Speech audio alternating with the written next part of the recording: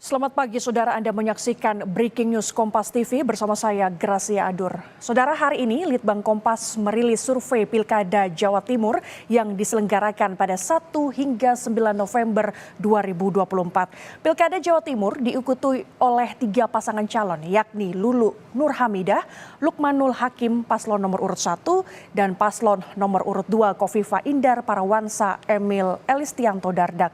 Lalu paslon nomor urut 3 Tri Risma Harini dan juga Kiai Haji Zahrul Azhar Asumta atau Gus Hans. Survei dilakukan dengan wawancara tatap muka yang diselenggarakan Litbang Kompas dari tanggal 2 hingga 7 November 2024. Kepada 800 responden yang dipilih secara acak menggunakan metode pencuplikan sistematis bertingkat di Provinsi Jawa Timur. Tingkat kepercayaan survei mencapai 95%, di mana margin of error penelitian kurang lebih 3,46%.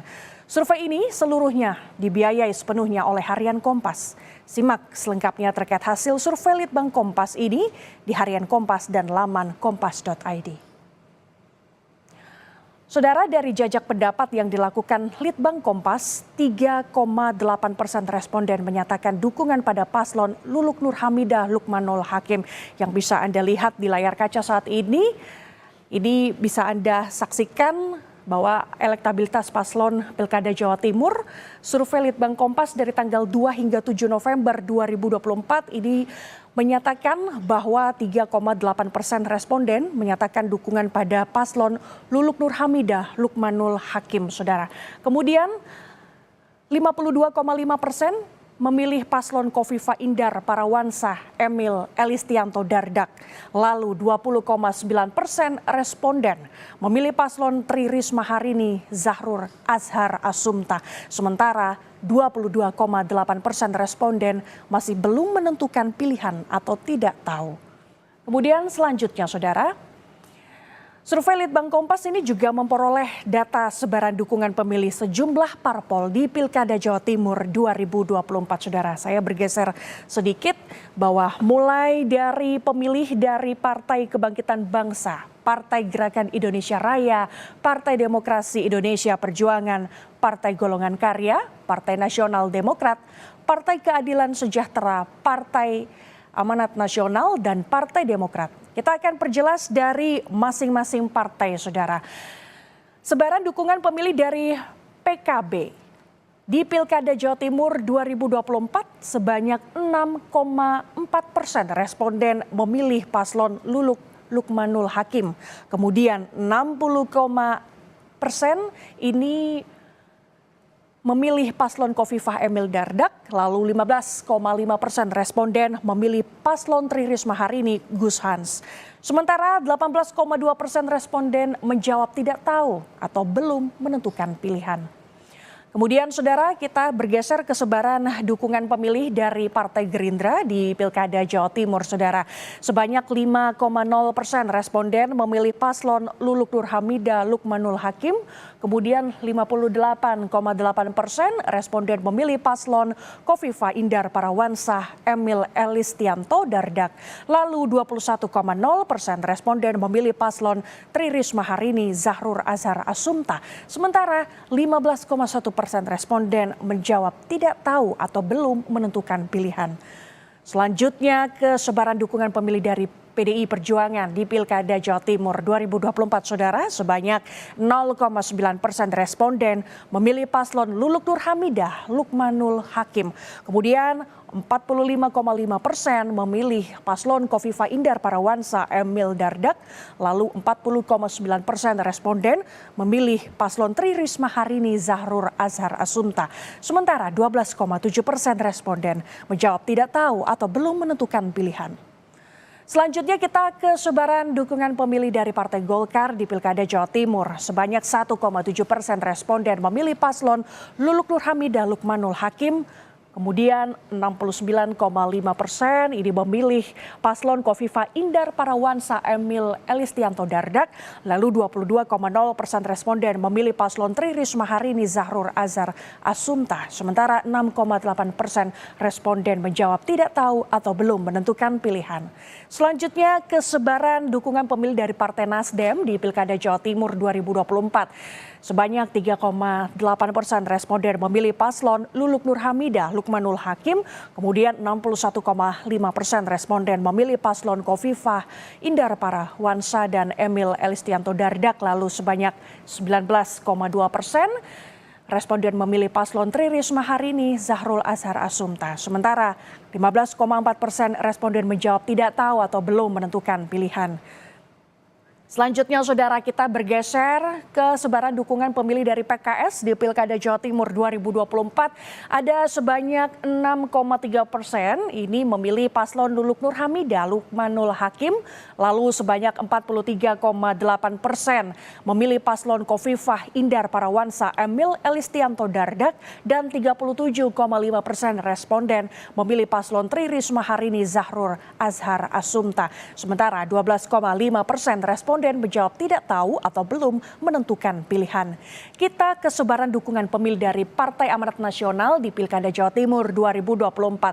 Saudara, sebanyak 0% responden memilih paslon Luluk Nur Hamidah Lukmanul Hakim, kemudian 42,1% responden memilih paslon Kofifah Indar Parawansa Emil Elistianto Dardak, lalu sebanyak 26,3% responden memilih paslon Tri Risma Harini Zahrul Azhar Asumta, kemudian sebanyak 31,6% responden menjawab tidak tahu atau belum menentukan pilihan. Dan kemudian kita ke sebaran dukungan pemilih dari Partai Demokrat di Pilkada Jawa Timur 2024, saudara. Sebanyak 0% responden memilih paslon Luluk Nur Hamidah Lukmanul Hakim, kemudian 66,7% responden memilih paslon Kofifah Indar Parawansa Emil Elistianto Dardak, lalu sebanyak 9,1% responden memilih paslon Tri Risma Harini Zahrul Azhar Asumta, sementara 24,2%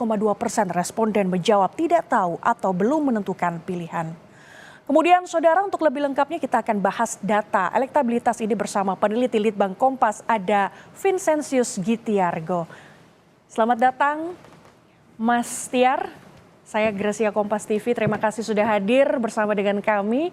Ini kita akan membahas seperti apa elektabilitas paslon di Pilkada Jawa Timur kali ini, Mas. Sangat menarik di sini. Kalau kita lihat angkanya Kofifah Indar Parawansa dan Emil Dardak ini 52,5%. Ini kalau bisa diceritakan, Mas, seperti apa suasana peta elektoral di Pilkada Jawa Timur kali ini?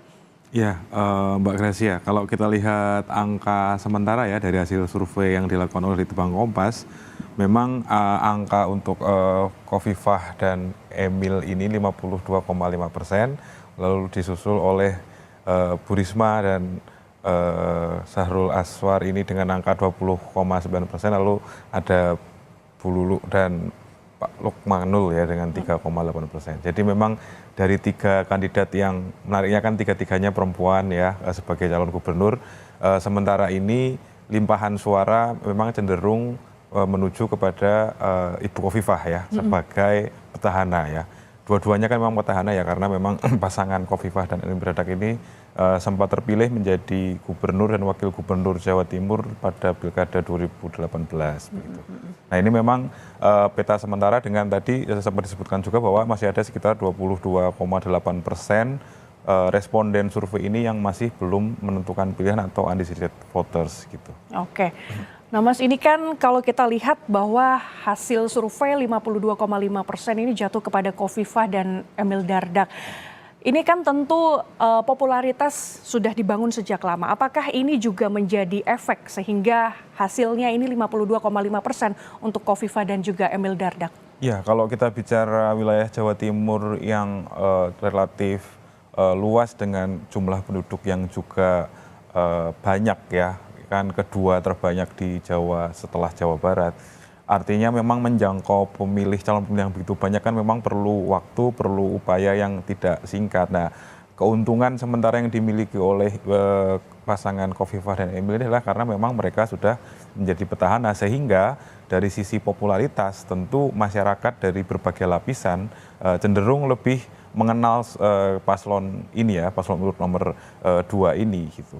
Walaupun kita lihat juga popularitasnya dari kandidat Bu Risma misalnya yang sudah pernah menjadi wali kota Surabaya dan juga menjadi menteri itu juga tampak, tapi mungkin keterjangkauan itu masih dipegang oleh paslon nomor urut 2 begitu Mbak Gracia ya. Oke, ini kalau kita lihat berbicara soal popularitas ini, Tri Risma hari ini kan juga sudah pernah menjabat sebagai Menteri Sosial, kemudian juga pernah menjabat sebagai Wali Kota Surabaya seperti itu.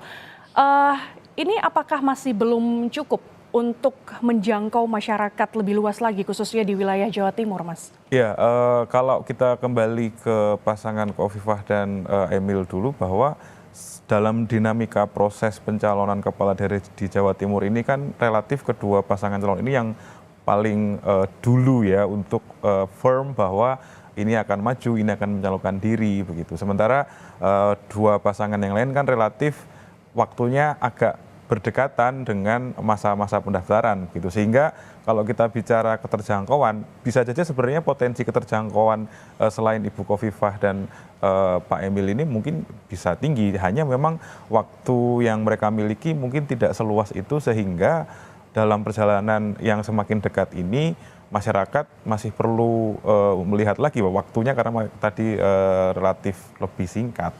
Nah, Khofifah Indar Parawansa ini kan juga memiliki latar belakang di pemerintah yang cukup banyak seperti itu ya Mas ya. Kira-kira seperti apa pengenalan, apa yang dikenal masyarakat soal Khofifah Indar Parawansa dan juga Emil Dardak ini Mas? Ya, kalau kita bicara arena politik yang tentu butuh salah satu yang paling kuat kan modal sosial ya untuk bisa memenangkan pertarungan ini gitu. Nah, Ibu Khofifah ini kan secara modal sosial beliau adalah ketua ya dan pengurus inti dari Muslimat NU yang punya jaringan cukup kuat. Dan kita tahu bahwa basis di Jawa Timur itu jamaah atau masyarakat Muslim yang dekat dengan NU itu cenderung lebih banyak. Nah, itu menjadi modal sosial yang tampaknya menyumbang nilai elektoral yang cukup tinggi gitu untuk Bu Khofifah. Oke, nah kemudian munculnya Tri Risma hari ini dan juga pasangannya Zahrul dan juga Luluk Nur Hamidah dan juga Lukmanul ini kan muncul di akhir-akhir ketika betul. Mahkamah Konstitusi ini memutuskan soal ambang batas seperti itu. Ini juga sangat berpengaruh terhadap hasil survei kali ini, Mas. Ya, itu juga berpengaruh karena memang ini kan kalau di Jawa Timur sebenarnya kita bisa lihat sebenarnya ya partai PDIP dan juga partai PKB kan sebenarnya punya basis suara yang kuat di Jawa Timur sebenarnya. Hanya memang tadi kembali lagi mungkin kedua partai ini perlu waktu yang relatif lebih panjang ya untuk menentukan kandidat-kandidat yang akan maju. Nah, dengan fakta bahwa pencalonan itu cukup mepet dengan waktu pendaftaran itu membuat ya tadi popularitas dan pengenalan masyarakat itu mungkin relatif mereka lebih tertinggal dibandingkan Ibu Khofifah dan Pak Emil. Gitu. Oke, kita juga bergeser sedikit saudara ini soal sebaran dukungan pemilih sejumlah partai politik di Pilkada Jawa Timur. Kita tahu bahwa Khofifah dan Emil Dardak ini diusung oleh 15 partai dari Koalisi Indonesia Maju. Kalau dilihat dari mesin partai di Koalisi Indonesia Maju ini apakah sudah solid untuk mendukung Khofifah dan Emil Dardak, Mas? Ya, kalau kita baca dengan basis angka dari survei ini memang kita bisa baca bahwa partai-partai KIM ya yang mengusung Ibu Khofifah dan Emil Dardak ini menunjukkan soliditas yang relatif lebih tampak ya. Artinya sejalan. Mereka yang memilih partai-partai KIM misalnya Gerindra, Golkar dan seterusnya itu menunjukkan limpahan suara yang mengerucut ke sosok yang diusung yaitu paslon nomor urut 2 ini begitu. Artinya kita bisa baca ada indikasi selain memang faktor sosok yang kuat itu memang ada perlu kita lihat juga kemungkinan sumbangan elektoral dari mesin-mesin partai, infrastruktur partai yang berjalan sampai ke akar rumput ya di Jawa Timur gitu. Berarti bisa dibilang ini cukup solid ya kita lihat di sini bisa mesin partai di Koalisi Indonesia Maju untuk mendukung Khofifah. Tapi kalau kita lihat di sini angkanya untuk PKB dan juga PDIP ini kan mereka terpisah, apalagi PKB dengan Khofifah ini kali ini berpisah gitu ya Mas ya. Ini apakah terjadi split voting ya? Dalam artian seperti kayak pemilih PKB apakah ada juga yang mendukung ke Khofifah tapi bukan Nur Hamidah atau sebaliknya Mas?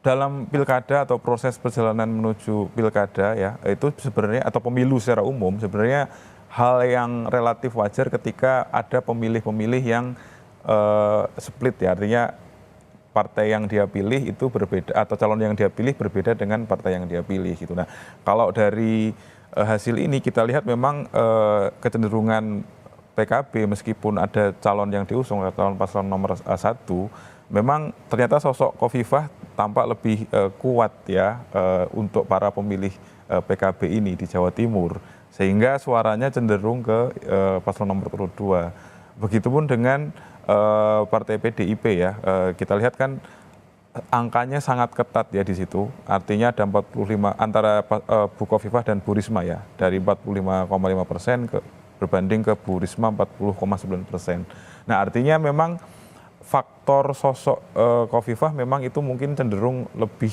dominan ya. Di satu sisi, di sisi lain ada pertanyaan besar bagaimana mesin partai atau infrastruktur partai yang dibangun dari kedua partai non-Kim ini di Jawa Timur. Nah itu yang perlu kita lihat bersama nanti gitu ya. Kurang lebih seperti itu ya Mbak ya. Oke baik. Ini sangat menarik kalau dibahas ya Mas ya soal sebaran dukungan pemilih sejumlah partai politik. Tapi saudara masih banyak informasi-informasi menarik lainnya masih soal survei Litbang Kompas di Pilkada Jawa Timur 2024. Tetaplah bersama kami. Saudara masih bersama saya Gracia Adur dan peneliti Litbang Kompas Vincentius Gitiargo. Selain elektabilitas dari sebaran parpol, Litbang Kompas ini juga merilis hasil survei elektabilitas 3 pasangan calon gubernur Jawa Timur berdasarkan generasi. Jajak pendapat atau survei Litbang Kompas juga memperoleh elektabilitas berdasarkan generasi atau usia para responden yang tersebar di beberapa kategori. Mulai dari generasi Z, yakni responden berusia di bawah 28 tahun, kemudian generasi Y muda di rentang usia 28 hingga 35 tahun, kemudian responden generasi Y madya yakni di rentang usia 36 hingga 43 tahun.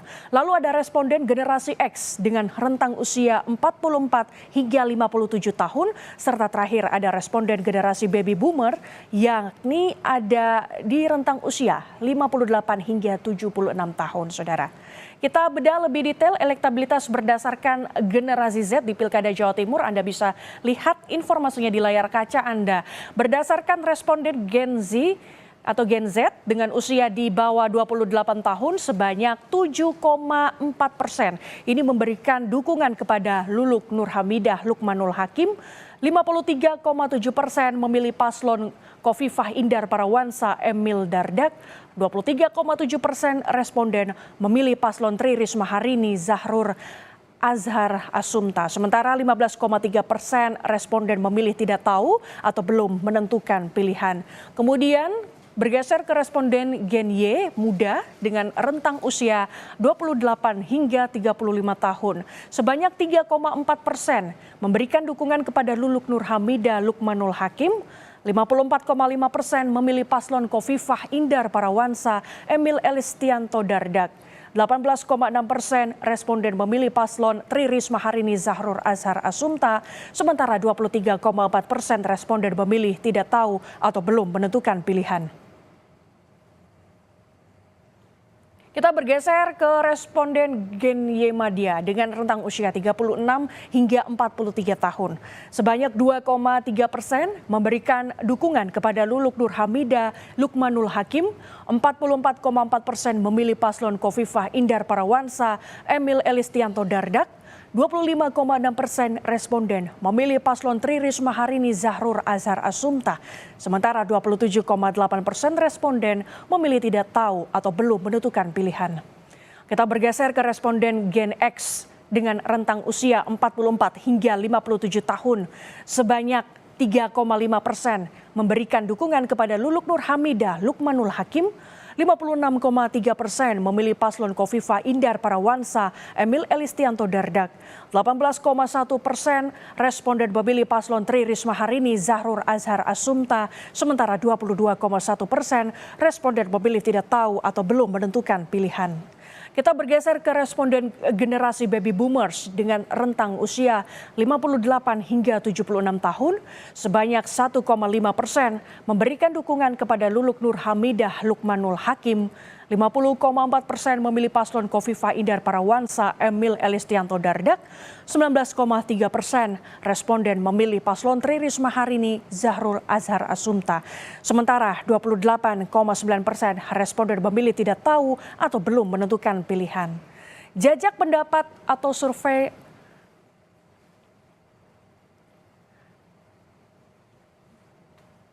jajak pendapat atau survei Litbang Kompas ini juga memperoleh elektabilitas berdasarkan gender. Tapi sebelum ke gender, saudara, kita akan kembali ke elektabilitas berdasarkan generasi di Pilkada Jawa Timur. Ini ada Gen Z, Gen Y, Gen Y Madya, Gen X, dan juga Baby Boomers. Ya. Sebetulnya yang saya tanyakan ini, Mas, seperti apa kampanye dari ketiga paslon ini untuk bisa mengenalkan diri kepada 5 generasi ini? Oke, kalau kita lihat dari responden yang dalam survei ini, kita tanya pengenalan atau pengetahuan terhadap paslon dari mana, itu 2 yang paling dominan adalah pertama media massa, itu berarti koran, televisi, dan seterusnya. Yang kedua adalah media sosial. Ya, kalau kita bicara generasi, tentu kita bicara soal platform atau media mana yang cocok gitu ya. Ketika kita melihat sebenarnya tampak bahwa setiap atau terutama di generasi Z itu tampak bahwa setiap kandidat ini tentu melakukan upaya lewat media sosial ya, terutama karena ini kan media yang dekat dengan anak muda. Itu tampak dari angka yang kesemuanya kan di atas rata-rata elektabilitas awal tadi ya. Misalnya Lulu di sini 7,4, Kofifa 3,7, lalu Bu Risma 23,7%. Dengan undecided voters yang paling rendah. Jadi di satu sisi adalah ternyata memang kandidat-kandidat ini melihat platform media sosial yang dekat dengan Gen Z ini sebagai media kampanye yang efektif gitu ya. Di sisi lain pemilih Gen Z ini kan ada sebagian yang pemilih mula, artinya baru pertama kali akan mencoblos di Pilkada 2024 ini, sehingga ada antusiasme yang tinggi tampak dari angka undecided yang paling rendah dibandingkan generasi yang lain begitu ya. Nah, dekat dengan itu kan generasi Y menunjukkan mungkin generasi Y muda ya menunjukkan relatif kecenderungan yang mirip dengan generasi Z ini di soal platform tadi gitu ya. Hanya memang menarik ketika melihat Gen Y Madya ya, ini menjadi menarik karena ini undecided votersnya relatif tinggi ya, 27,8%, sementara Kofifa juga mendapat yang paling rendah di sini ya. Ini menarik melihat situasi ini karena mungkin kita bicara generasi itu kan kita juga bicara soal latar belakang misalnya pekerjaan sehari-hari ya. Ini kan orang-orang Jawa Timur yang usianya 36 sampai 43 tahun.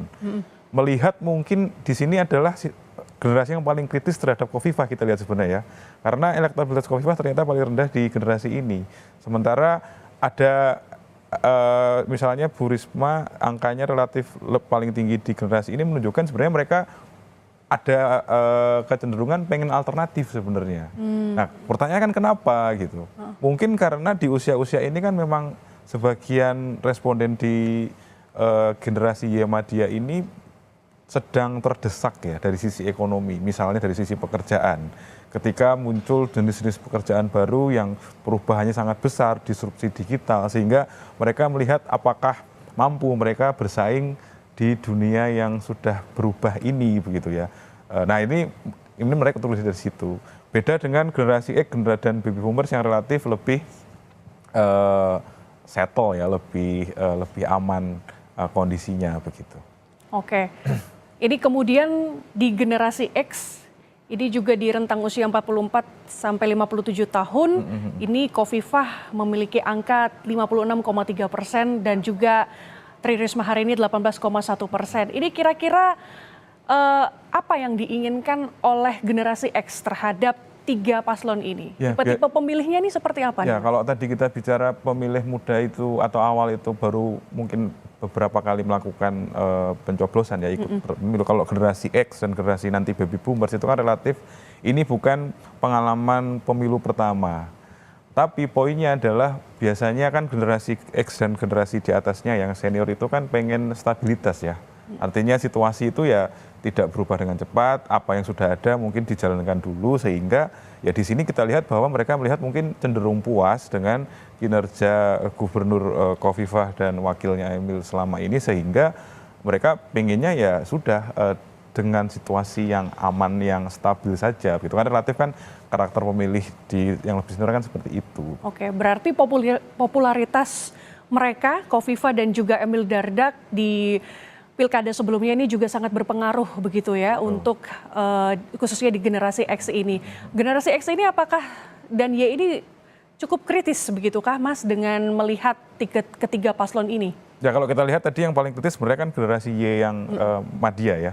Kalau udah ke generasi X itu kan sebagian dari generasi X itu sudah memasuki usia pensiun atau purna tugas begitu ya.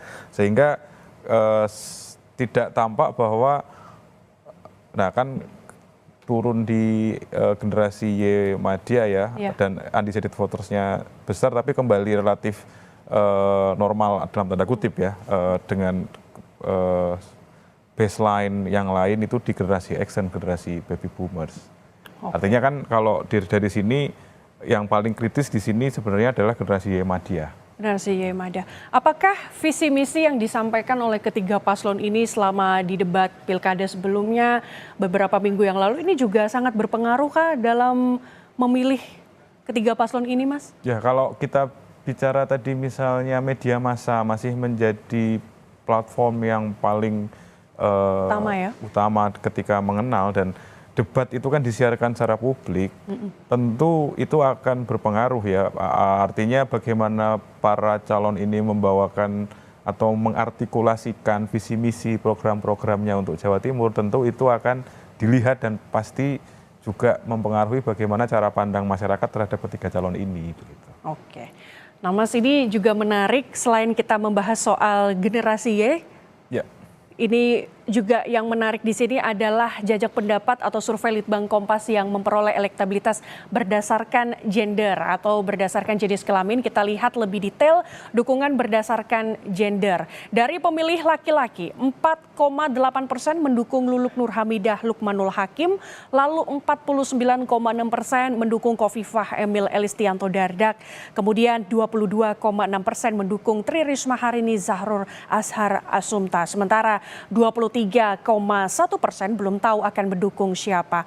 Kemudian dari pemilih perempuan 2,8% mendukung paslon Luluk Nur Hamidah Lukmanul Hakim, lalu 55,4% mendukung Khofifah Emil Elistianto Dardak, kemudian 19,3% mendukung Tri Risma Harini Zahrur Azhar Asumta, sementara 22,6% belum tahu akan mendukung siapa. Masih bersama dengan peneliti Litbang Kompas Vincentius Gitiarko, Mas Tiar, saudara, ini apa yang bisa kita pahami bersama dari angka-angka elektabilitas berdasarkan gender ini? Ini kita lihat bahwa ini baru pertama ya kita melihat ada ketiga paslon ini semuanya adalah gendernya perempuan. Ini juga berpengaruh terhadap hasil survei kali ini, Mas? Iya, pertama kita lihat ada sisi tentu bahwa ketiga calon ini adalah yang gubernur ya adalah perempuan. Tentu itu akan memberikan daya tarik tertentu bagi calon responden yang juga perempuan ya karena kan pertama kan jarang ya apalagi kita bicara sosok pemimpin kan jarang ketika ada pemimpin perempuan yang sampai ke level atas. Nah ini menjadi menarik ketika sebenarnya ini harapan juga ya dari pemilih perempuan bahwa ternyata perempuan juga bisa loh apalagi di Jawa Timur ya. Ini menunjukkan juga bahwa Jawa Timur dari sisi gender dalam tanda kutip para pemilihnya pun sangat terbuka dengan kesetaraan ya bahwa pemimpin tidak harus laki-laki gitu. Tapi kalau kita lihat kecenderungan sebenarnya kan kalau kita bicara angkanya memang ada selisih di sana sini, tapi memang kan secara kecenderungan angkanya relatif mirip. Yang kita bisa lihat sebenarnya adalah kalau kita kembali tadi ke modal sosial ya. Memang kan kecenderungannya mirip, tapi kita lihat bahwa cenderung pemilih perempuan itu mengarahkan suaranya kepada Khofifah. Kita bicara modal sosial bahwa sosok Ibu Khofifah ini adalah petinggi ya di Muslimat NU yang dalam yang notabene adalah organisasi perempuan NU gitu ya. Nah ini kan menunjukkan bahwa selain visi misi, selain sosok yang kuat, bahwa sudah ada modal sosial yang kuat dari salah satu calon itu ternyata memberikan sumbangan elektoral yang juga krusial begitu. Artinya popularitas Khofifah yang menjabat sebagai Ketua Muslimat NU sudah hampir 24 tahun ini menjadi modal utama bagi Khofifah seperti itu ya Mas ya. Lalu bagaimana dengan calon-calon yang lain? Di sini masih terlihat ada Tri Risma hari ini 22,6%. Ini seperti apa ini Mas? Ya dengan popularitas yang ada yang dimiliki oleh Tri Risma hari ini sebelumnya menjabat sebagai Mensos, kemudian Wali Kota Surabaya, ini seperti apa? Ya sebenarnya kalau kita lihat selisih memang ada kecenderungan laki-laki sedikit lebih tinggi ya untuk Ibu Risma. Cuma kan selisihnya memang tidak setinggi yang perbandingan antara Ibu Khofifah ya. Lalu menarik juga ketika melihat Bu Lulu itu lebih tinggi sedikit elektabilitasnya di pemilih laki-laki. Tapi memang kecenderungannya ini kita lihat masih di dalam margin error. Artinya sebenarnya tidak ada perbedaan yang cukup signifikan antara pemilih laki-laki dan pemilih perempuan di paslon nomor 1 dan paslon nomor 3 ya. Kemudian bagaimana dengan sebaran di aspek gender laki-laki dan perempuan Mas? Ini terlebih melihat bahwa calon gubernur di Jawa Timur adalah perempuan. Ya kalau kita lihat bahwa tidak ada problem artinya kecenderungannya sama, kembali lagi bahwa baik laki-laki maupun presiden perempuan melihat ya tidak ada masalah dengan sosok pemimpin perempuan di Jawa Timur, dan itu kan sudah pernah terjadi bahwa Khofifah pun terpilih gitu. Waktu itu pun ketika itu kan sebenarnya Ibu Khofifah juga melawan yang lawannya adalah laki-laki gitu. Artinya kita melihat juga kultur masyarakat Jawa Timur yang mungkin relatif lebih terbuka ya soal gender ini terhadap sosok pemimpin. Berarti isu gender ini tidak menghambat khususnya untuk di Pilkada Jawa Timur meskipun ketiga paslon ini adalah perempuan. Artinya semua di sini tidak ada yang ini ya sangat menghambat begitu ya Mas ya. Oke. Nah Saudara, masih banyak informasi menarik lainnya masih soal survei elektabilitas dari ketiga paslon Pilkada Jawa Timur. Tetaplah bersama kami. Saudara, kita akan melihat ada jajak pendapat atau survei Litbang Kompas juga memperoleh data silang atau cross elektabilitas berdasarkan kelas sosial ekonomi yang terbagi ke dalam 4 kelas, yakni ekonomi kelas bawah, ekonomi kelas menengah bawah, ekonomi kelas menengah atas dan ekonomi kelas atas. Kita perjelas lebih detail Saudara di wall di sisi sebelah kanan saya. Sebanyak 2,9% responden dari kelompok masyarakat kelas ekonomi bawah memilih Lukmanul, 58,0% ini memilih Khofifah Emil, lalu 18,6% memilih Risma Gushans. Sebanyak 20,6% responden memilih tidak tahu atau belum menentukan pilihan.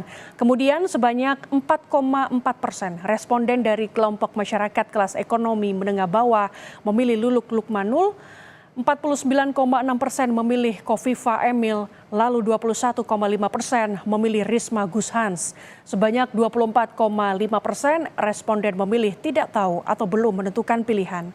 Sebanyak 5,7% responden dari kelompok masyarakat kelas ekonomi menengah atas memilih Lukmanul, 44,3% memilih Khofifah Emil, lalu 27,1% memilih Risma Gushans. Sebanyak 22,9% responden memilih tidak tahu atau belum menentukan pilihan. Sebanyak 4,5% responden dari kelompok masyarakat kelas ekonomi atas memilih Luluk Lukmanul, 40,9% memilih Kofifa Emil, lalu 31,8% memilih Risma Gus Hans. Sebanyak 22,7% responden memilih tidak tahu atau belum menentukan pilihan saudara. Masih bersama dengan peneliti Litbang Kompas, bersama dengan kami Vincentius Gitiarko, kita akan membahas soal dari sisi kelas ekonominya. Ini kalau kita lihat cenderung ada di nomor urut 2 yaitu Kofifa Indar Parawansa dan juga Emil Dardak. Sebetulnya apa yang diinginkan oleh mereka, Mas? Oke, ada pola yang menarik ya Mbak ya kalau kita lihat berdasarkan kelas sosial responden, karena ketika kita bicara misalnya memang yang di setiap kelas ini kan paslon nomor urut 2 yang sementara ini angkanya tinggi. Tapi ada tren bahwa semakin tinggi kelas sosial responden itu limpahan suara kepada paslon nomor urut 2, Ibu Kofifah dan Emil itu semakin turun trennya. Sementara sebaliknya di dua kandidat yang lain kita bicara Ibu Luluk dan Ibu Risma itu semakin tinggi kelas sosialnya, semakin relatif naik ya angkanya. Nah ini menunjukkan bahwa pertama pengenalan atau informasi atau kampanye yang dilakukan oleh Ibu Risma dan Ibu Luluk itu terjangkau sebenarnya. Ya bisa jadi terjangkau oleh mereka yang berada terutama di kelas menengah atas dan kelas atas. Sehingga kelompok kelas ini sebenarnya berpikir meskipun tetap ke paslon nomor 2 angkanya lebih tinggi, tapi mereka berpikir jangan-jangan bisa ya ada alternatif gitu ya, untuk ada pemimpin baru, tidak memilih yang petahana gitu. Itu di satu sisi.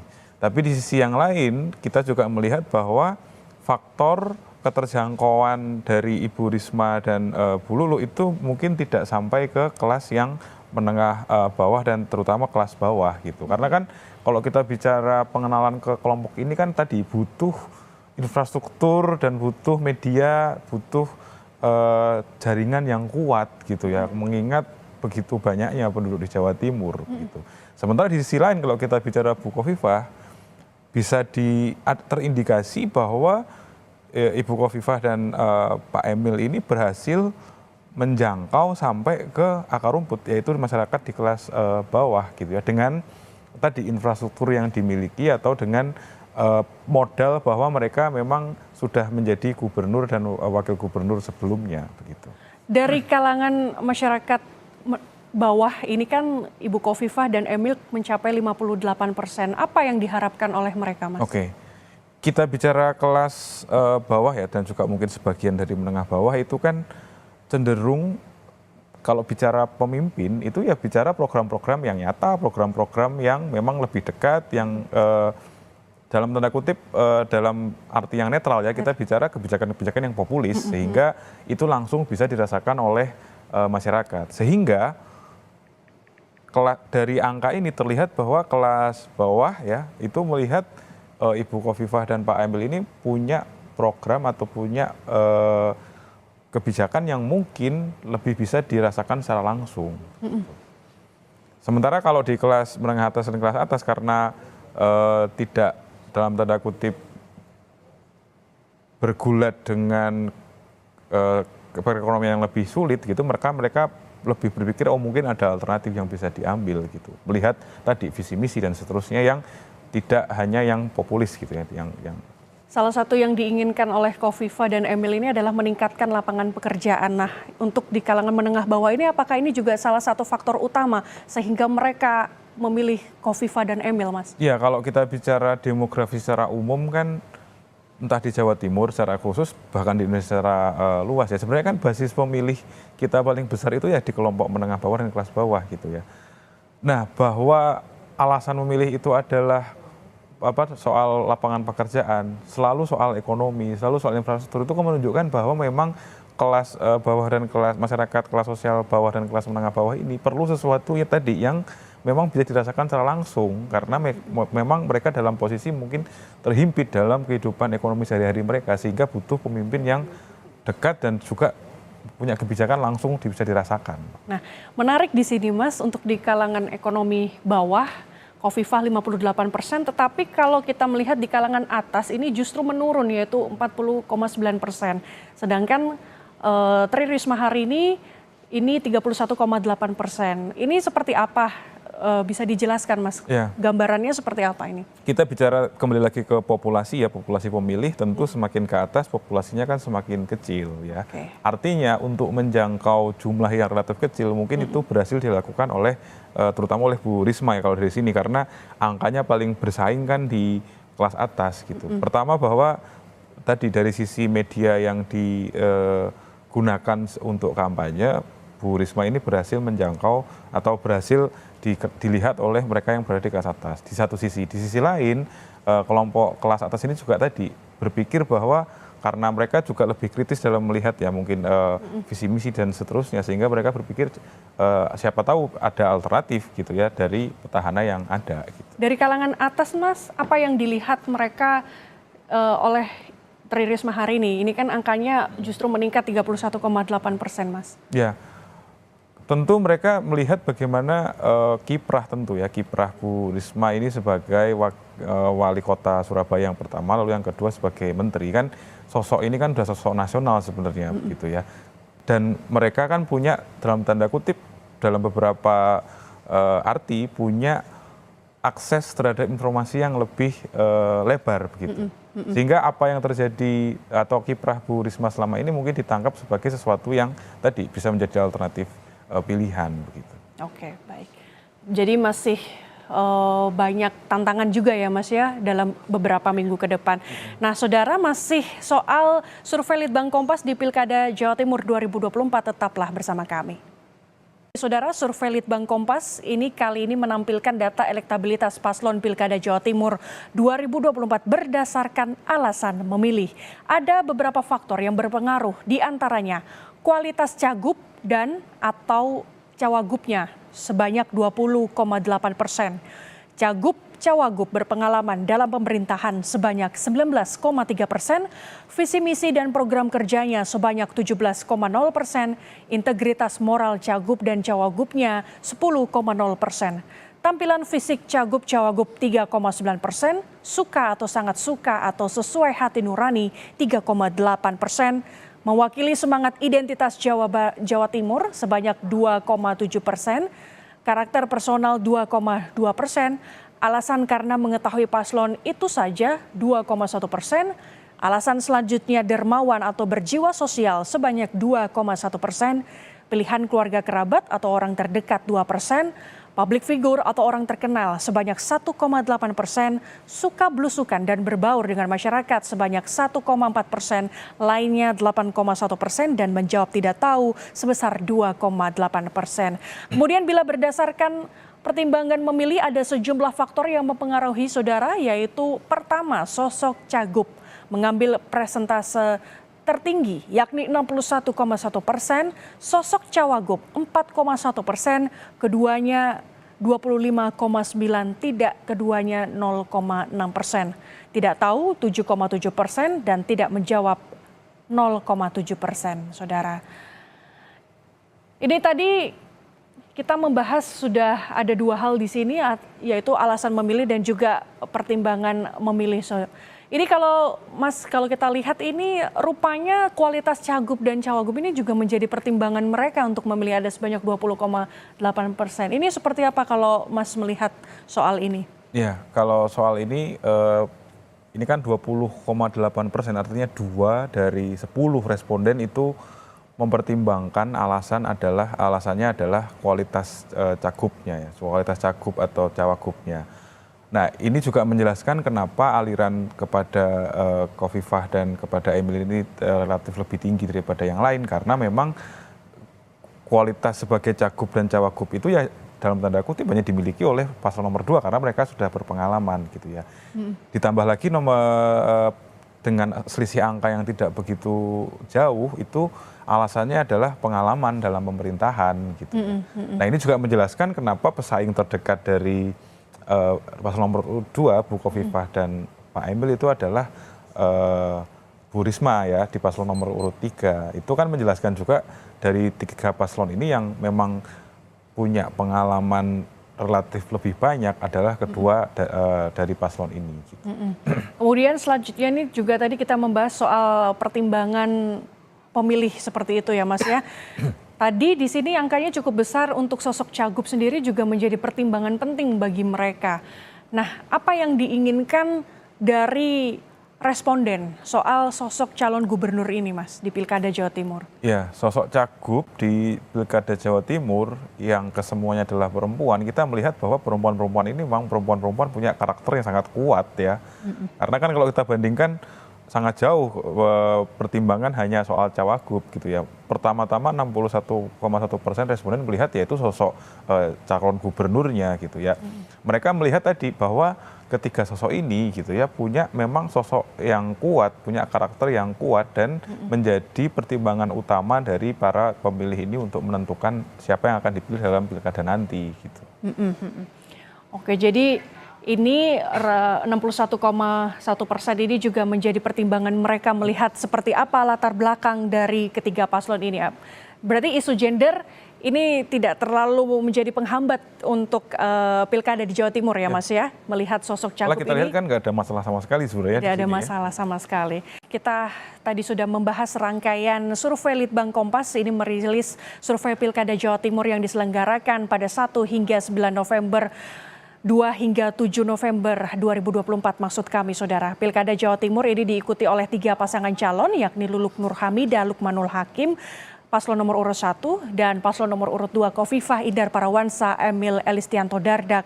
Lalu paslon nomor urut 3 Tri Risma Harini dan juga Zahrul Azhar Assunta atau Gus Hans. Survei dilakukan dengan wawancara tatap muka yang diselenggarakan Litbang Kompas dari tanggal 2 hingga 7 November 2024 kepada 800 responden yang dipilih secara acak menggunakan metode pencuplikan sistematis bertingkat di Provinsi Jawa Timur.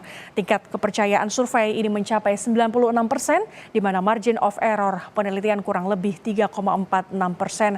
Dan survei ini dibiayai sepenuhnya oleh Harian Kompas, saudara. Tadi kita sudah membahas semuanya bahwa untuk Luluk Nur Hamidah dan Lukmanul Hakim ini ada 3,8%, kemudian Khofifah Indar Parawansa dan Emil Dardak 52,5%, serta Tri Risma Harini dan juga Zahrul Assunta ini 20,9%, serta yang masih menjawab tidak tahu atau belum menentukan pilihan ada 22,8%. Tadi kita sudah membahas banyak sekali ya Mas ya, bahwa ini soal elektabilitas paslon Pilkada Jawa Timur, kemudian partai politik. Kira-kira apa yang menjadi PR ke depan bagi ketiga paslon yang menghitung hari ini, sebentar lagi akan pencoblosan ini Mas? Ya untuk yang pertama kalau kita bicara angka sementara yang paling tinggi dipegang oleh Khofifah dan Emil, ini tentu paslon nomor 2 ini ke depan poinnya adalah bagaimana mereka menjaga soliditas pemilih yang sekarang ini sudah mulai menunjukkan dukungan ke mereka gitu ya. Sementara kalau dari 2 penantang yang lain ya di paslon 1 dan paslon nomor 3, bagaimana PR-nya adalah membuat keterjangkauan tadi ya, pengenalan itu bisa dilakukan dalam waktu yang memang relatif sempit gitu ya. Ini nanti kalau mereka berhasil ya, dua kandidat yang lain berhasil melakukan itu, tentu jarak yang sementara ini relatif lebar bisa semakin didekati. Yang kedua adalah bagaimana meyakinkan dari mereka yang belum menentukan pilihan ya, undecided voters begitu, masih ada 22,8 yang masih menimbang-nimbang. Siapa dari ketiga ini yang mau dipilih gitu. Nah itu yang menarik, kita lihat bagaimana dinamika itu berjalan ke depan. Gitu. Baik, terima kasih Mas Vincentius Gitiargo sebagai peneliti Litbang Kompas sudah menempatkan waktunya di sini. Saudara, masih banyak informasi lainnya di survei Litbang Kompas, tetap pantau terus informasi di Harian Kompas atau di kompas.id. Terima kasih saudara.